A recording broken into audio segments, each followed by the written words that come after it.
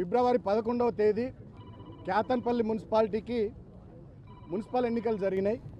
అక్కడ 22 వార్డులకు గాను BRS party CPI మేము కలిసి పోటీ చేసినాం. మొత్తం 14 వార్డులు మేము గెలిచినాం. కాంగ్రెస్ పార్టీ కేవలం 7 వార్డులు మాత్రమే గెలిచింది.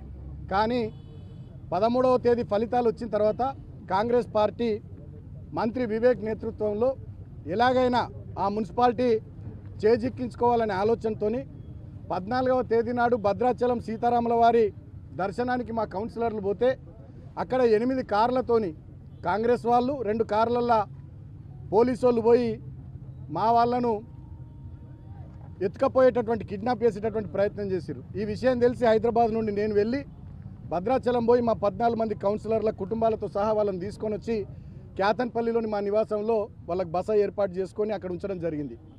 తర్వాత 16వ తేదీ చైర్పర్సన్ ఎన్నిక.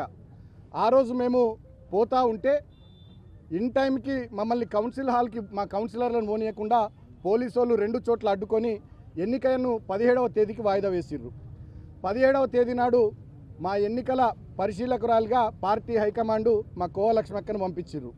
కోవా లక్ష్మక్క నేను కలిసి 14 మంది కౌన్సిలర్లను తీసుకొని మేము పోతా ఉంటే కౌన్సిల్ హాల్కు 2 కిలోమీటర్ల దూరంలో మమ్మల్ని ఆపిర్రు.